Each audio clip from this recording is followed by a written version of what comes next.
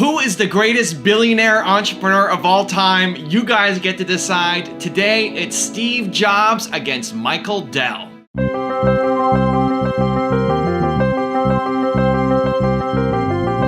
Up first is Steve Jobs, who was the chairman, CEO, and co-founder of Apple. He's widely recognized as a pioneer of the microcomputer revolution of the 1970s and 80s. He helped revive Apple when it had been at the verge of bankruptcy and had a net worth of over $8 billion in 2010. He's up against Michael Dell, the founder and CEO of Dell Technologies, one of the world's largest technology infrastructure companies. Dell dropped out of the University of Texas at age 19 after earning nearly $200,000 in his first year of business. In 1992, age 27, he became the youngest CEO of a company ranked in Fortune magazine's list of top 500 corporations. Today, he has a net worth of over $41 billion. Okay, let's kick it off with tip number one from Steve Jobs: be willing to fail. I called up Bill Hewlett when I was 12 years old, and he lived in Palo Alto. His number was still in the phone book.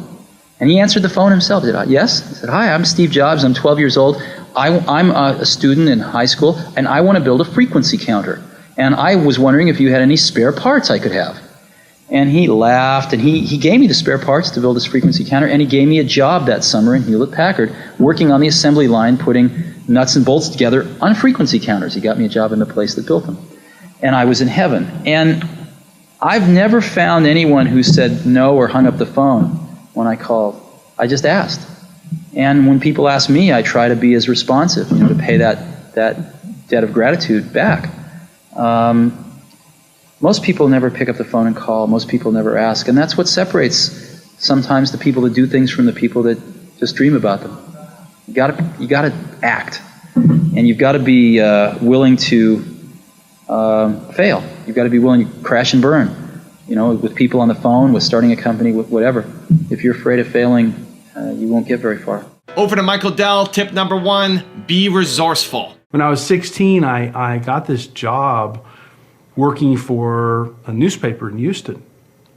And my job was to sell subscriptions to the paper on the telephone. And I realized two things when I was doing this. I realized that people that were buying the newspaper generally had two things in common. Either they were moving to a new residence or they were getting married. And it turns out that you could go find information about both of those things in enormous quantities. So in the state that I lived in Texas, when you want to get a marriage license, you have to file with the state, and it's public information, particularly the address that you want the license sent to once it's issued.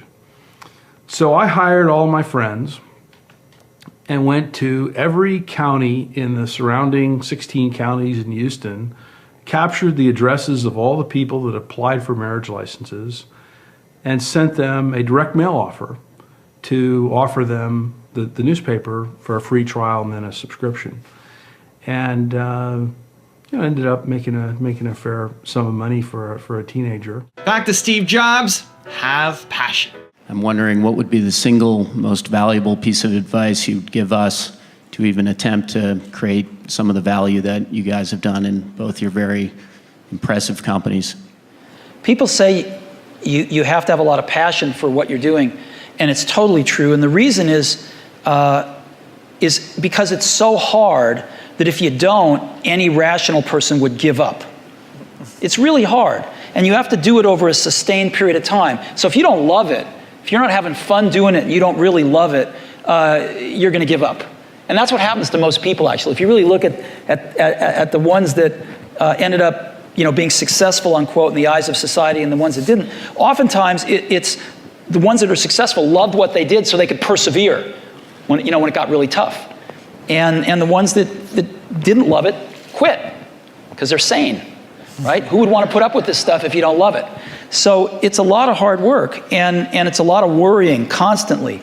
And if you don't love it, you're going to fail. So you got to love it. You got to have passion. And the last one from Michael Dell: accept failure. When we have had failures, those have ultimately resulted in some of the greatest successes we've ever had. You talk about those, particularly when someone comes to see you and they say, yeah, feeling really bad because this didn't work out. Okay, well, let me tell you about some other things that didn't work out that we learned a lot from, and let's pick ourselves back up and let's figure out what we learned from this and how we go apply that next time. When you're in the zone of doing things that no one's ever done before, if you're only succeeding, you're not taking enough risk. Now I've got 2 special bonus clips from both Steve Jobs and Michael Dell, but before that, I want to know, who are you voting for? Who is the greatest entrepreneur of all time? Who moves on to the next round? Cast your vote in the comments below.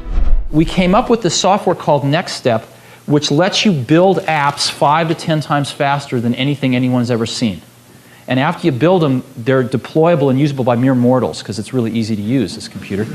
And you can interoperate your custom apps seamlessly with a bunch of off-the-shelf productivity apps. So we go to these companies that use Suns and take 2 years to write their apps, or are thinking about using Suns, and they can write their apps in about 90 days on a Next. Now, if you're on Wall Street and you can create a new product in 90 days versus your competitor in 2 years, that's 8 new products you can field for their every one. And you can start to see the competitive advantage that can be created this way. Now, we had no idea that we were any good at this when we started Next. A lot of times you don't know what your competitive advantage is when you launch a new product. When we did the Macintosh, we never anticipated desktop publishing when we created the Mac. Sounds funny, because that turned out to be the Mac's compelling advantage, right? The thing that it did, not 1.5 or 2 times better than everything else, but 4 or 5 times better than anything else, where you had to have one. We never anticipated it. We anticipated bitmap displays and laser printers, but we never thought about PageMaker or that whole industry really coming down to the desktop. Maybe we weren't smart enough. But we were smart enough to see it start to happen 9 to 12 months later.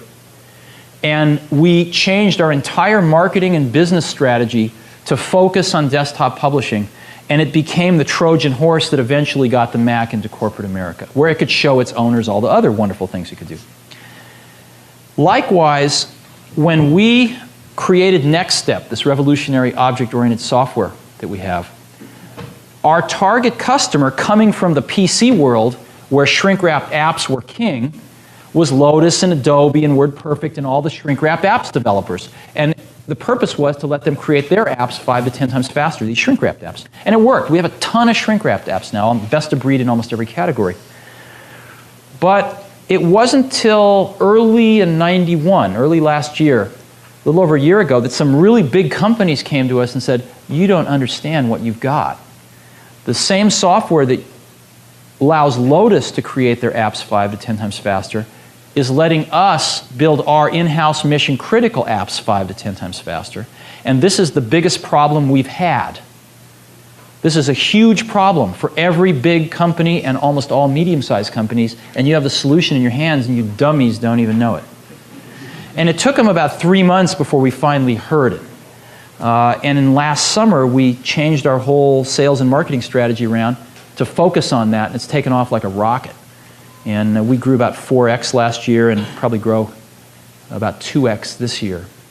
And our customer list is now very, very strong and growing like crazy. We just got back from spending a few days in DC and in New York, and we're talking to customers we only dreamed of talking to a year ago. You have to think about the point of impact.